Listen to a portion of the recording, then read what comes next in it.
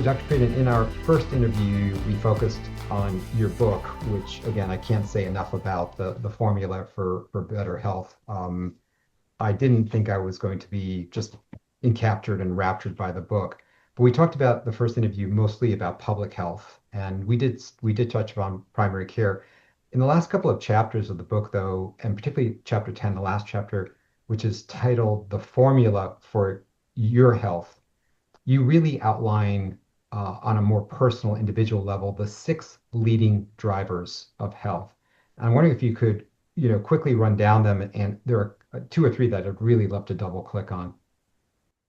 Great. So, what really became clear to me is that there's a lot of hype, there's a lot of grifting, and there's a lot of sloppy thinking when it comes to health. I'm not selling anything. In fact, proceeds from the book don't come to me. They go to organizations and projects that work for health around the world. And when you cut through all of this hype and when you look with an epidemiologist's perspective, rigorously seeing the invisible, these six things stand out. Now, there are more if you want to see how can you minimize your risk of dementia, but these six are: first, control blood pressure, ideally to under 120/80. Now, talk to your doctor. Those lower numbers can cause some adverse effects, so you have to be careful, but that's the goal. Second, control your lipids, ideally to an LDL and ApoB under 70. Those are really low numbers. Mhm. Third, the miracle drug, the true miracle drug, physical activity, at least 30 minutes of a brisk walk, at least 4 days a week, ideally outdoors. Fourth, get enough sleep, at least seven to 9 hours of sleep every night. Fifth, avoid toxins, tobacco, alcohol, soot, PM 2.5, and potentially the new toxins, the ones that we're recognizing now: microplastics, nanoparticles, endocrine disruptors, things that may disturb our microbiome. We don't know enough about these things, but we know they're dangerous. And sixth, eat healthy. And for all of the, you know, churn about healthy eating, there's some simple things. Eat more fruits and vegetables. Eat more potassium. Eat less sodium. Eat less processed meat and sugar. Um, Eat more fiber. These are actually quite straightforward. Um, and I think, food is so important to culture. There's so much that goes on with it that we can lose sight of the basics there. I love again, I listen to a lot of these gurus, and most of them are selling something, and or they have financial connections. And so I've been shocked at learning about that more and more. But I love the scientific approach you've taken to outlining these six. What was shocking in your book to me was that only 3% of US adults have four of the most important basic healthy habits, as you point out, which are not smoking, regular physical activity, eating at least 5 servings of vegetables and fruits per day, and being at a healthy weight. Only 3% of Americans meet those criteria, which is shocking to me. Um, Fruits and vegetables, what's the science behind that? Why is that one of your big six in terms of the drivers of health? Well, when you look at nutrition, it's hard to study, right? You can't put people on randomized controlled trials and follow them for years. And diets have a lot in them. There's been a lot about Mediterranean diet. Well, you look up Mediterranean diet, it's not one thing, it's lots of different things. Mhm. But one of the commonalities is more fruit and vegetables. We have two major deficiencies in our diet, really serious, deadly deficiencies. Mhm. One of them is potassium, and the other is fiber. And both of those deficiencies are addressed with fruit and vegetables. Mhm. And also, I've got a sweet tooth. My father had a sweet tooth.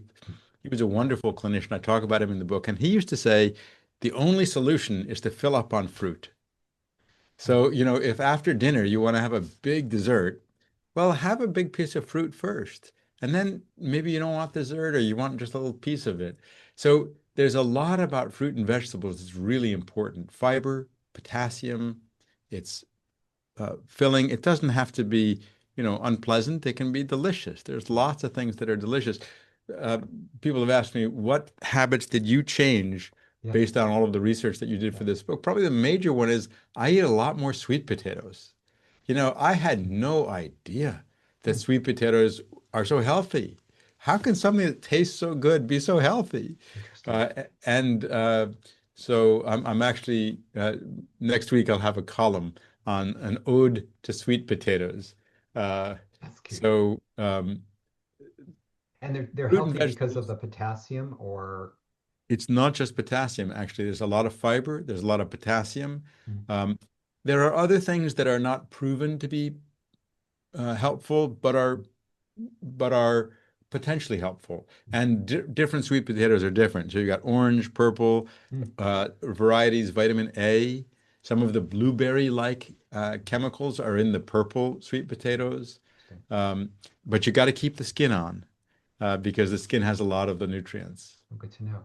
Good to know. What other, you mentioned a few other, and I didn't know this, other vegetables or fruits that have high potassium. And you make a really big point that that balance of more potassium, less sodium is really critical. Yeah, sweet potato, salmon, spinach, white beans, avocado, yogurt, pistachios, tomatoes, mushrooms, they're all high in potassium. It ain't just bananas. Mm-hmm. Bananas are also. And for all of the foods I just mentioned, within reason, the more of them you eat, the better. I think for personal health, we shouldn't be trying to deny ourselves things that we love. We should be finding things we love that are good for us and eating more of them. That's a great. I love that reframe. In a recent Substack post, November 7th, 2025, you state, I quote, physical activity is the closest thing to a miracle drug. And you actually have a chart where you put physical activity against GLP-1s, and physical activity looks a lot better than taking a GLP-1. Tell me about why physical activity is the miracle drug.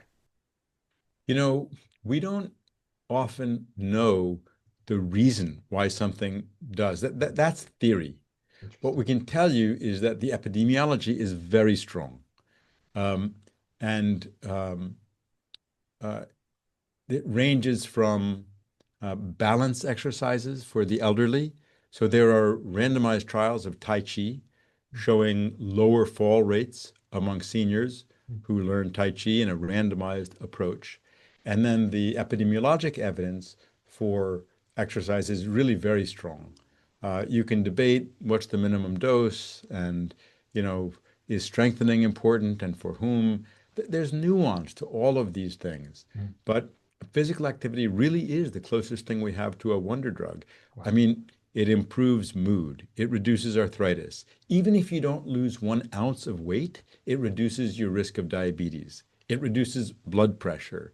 It reduces depression. It's as effective at reducing depression as for mild to moderate depression as antidepressants.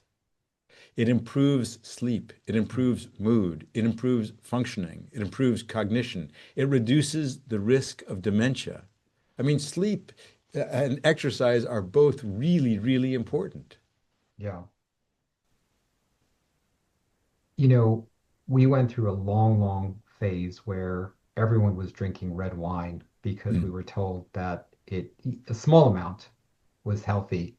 You debunk that with your scientific expertise with the J curve phenomena. Could you just say a quick word about that? Yeah, this is in the chapter 3, and thank you for saying, the book really tries to do what I'm glad to hear it did for you. It's interesting, entertaining read. Somebody gave me advice when I was writing it, cut out the parts that people would skip.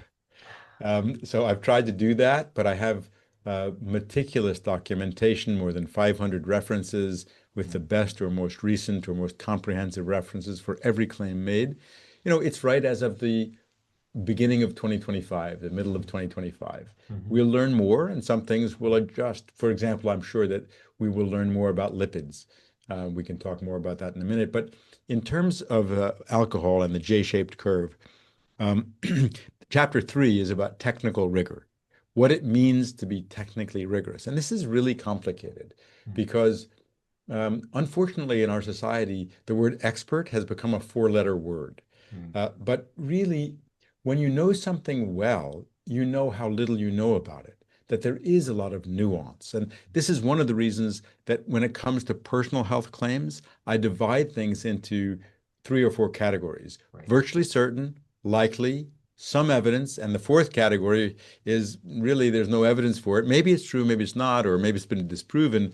But I think we have to be humble about what we know and don't know. When it comes to alcohol and cardiovascular risk, it's quite clear most J-shaped curves, and what a J-shaped curve is, it says, well, it looks like if you have very little of it, you're unhealthy. If you have some of it, you're healthy. If you have too much of it, you're unhealthy again. So the health curve looks like a J. Um, Most J-shaped curves are wrong. It's a question of artifact. You've measured poorly at the low levels, and there are few people at those levels, so it's easy to misinterpret it. And that's almost certainly the case for alcohol. The people who don't drink at all are a combination of people who are too ill to drink and Mm-hmm. former drinkers who stopped drinking because they got sick from it. So Right. it looks like they have a higher mortality, but when you correct for that, they don't. The same is true of sodium. You'll find some doctors claiming that too low sodium increases mortality because there's a J-shaped curve on some of the studies. There, we've actually shown exactly what the mistake is. The measurement of sodium in the lowest groups is systematically wrong. Uh, And when you measure it correctly, it's a direct linear correlation. you mentioned lipids. Very much like high blood pressure, which is the number one killer in the country, as we talked about before in our first conversation. Lipids also seem like a silent killer. So you look at those numbers and you say, okay, they're not great, but but from reading your book, it sounds like it's really, really important. And so, yeah, if you could just share a word of counsel and advice on that. Yeah, it's really clear that if you drive your LDL down, you're going to live longer. Mm, Um, and most of us have LDLs that are too high. mm, It's also interesting that there's a synergistic damage between blood pressure and lipids. There was a fascinating study that just came out, so it's not in the book because it hadn't come out yet, from Sweden, where they tracked military recruits and they measured their blood pressure when they were 18 years old.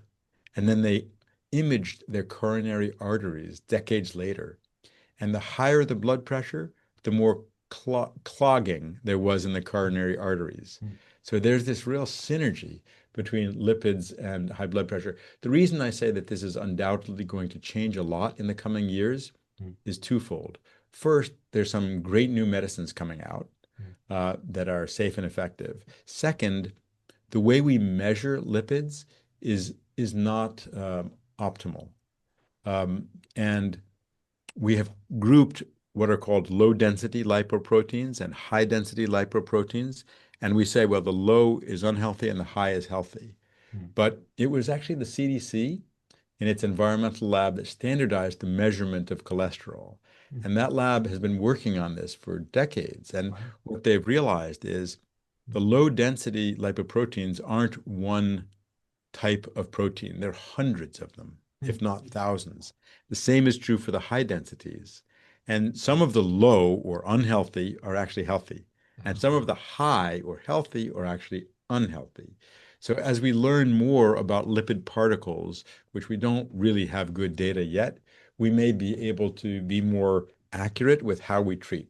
But that's not to say don't get treated now. That's just to say watch this space. New recommendations are undoubtedly going to be coming out. I'm resisting the the desire to use you as my personal doctor now. So I won't do that to you or to the folks who are listening. I just want to end, and I know we've got maybe 3 or 4 minutes left. When I've talked to folks about this as a primary care physician, and it took me over 30 years to come to this realization. You say, okay, eat a good diet, healthy foods, and stay away from bad things and physical activity. What took me a long time to realize was the deck is stacked against us. It is not a fair playing field. And that's what, and so what I tell audiences is that I speak to is that you have to take a protective mindset. You're actually protecting yourself from our multiple industrial complexes, the agriculture industrial complex, the food industrial complex, the alcohol industrial complex, even the media industrial complex, because all of those are trying to sell you. And what they're selling you is often unhealthy. Obviously, the fast food industry, processed foods, um, alcohol, the dairy industry, the meat industry, the wheat industry, the corn industry, and they have sophisticated scientists, droves of sophisticated scientists who are trying to make this physiologically unavoidable, physiologically so desirable, almost to the extent you talked about tobacco, where it's almost impossible to resist. And then they have the marketing geniuses that also make it. And so the idea that it is my free will that is driving me is erroneous. You are in an environment that is caustic and you have to really fundamentally protect yourself. I'm curious, you do talk about this. In fact, you have some great quotes in the book about dealing with these industries and acknowledging the fight. What's your thought on what I just said and just in general? So um, I think that's exactly right. And the role of us as a society, and that's what public health is, it's us as a society, is to make it so the default choice is the easy choice. So that if you go with the flow, you'll end up healthy. Right now, if you go with the flow, you'll be like 97% of us not ending up healthy. If you look at pre-industrial societies, they weren't healthy in every way, but they consumed about 10 times more potassium than sodium. We consume about 3 times more sodium than potassium. Mm. And in these societies, there was no high blood pressure. The blood pressure was 90 over 60 at age 16 and 90 over 60 at age 60. So we live in a society where, exactly as you put it, the deck is stacked against us. And that means we change what we can as individuals. We work to change what we can as a society, encouraging more walkable, cyclable spaces, better food options for ourselves and our kids. And we take medicines because, it's not a either or. We can try to be healthier and take medicines that work. And these are all low cost, generic, safe, effective medicines. So I think we have to be clear that our goal here is to reduce preventable suffering and death, and that medicines are a big part of that. Yes, I think the pharma industry does some bad stuff, but it's also done some great stuff. And when you can separate the the hype from the facts, you can chart a course where see the invisible, believe we can make a difference, and create a healthier future for ourselves, our families, our communities, the country, and in fact, the world, where my organization, Resolve to Save Lives, works in more than 40 countries to Right. prevent heart attacks and strokes and partner with countries so they find health threats faster and stop them sooner. Dr. Frieden, you are such a busy, sought after physician, scientist, public health officer, and international leader. I can't thank you enough for taking a few minutes out of your busy day to speak with us. Thank you. Thank you. It's been a pleasure speaking with you, and all the best. Take care. Thank you.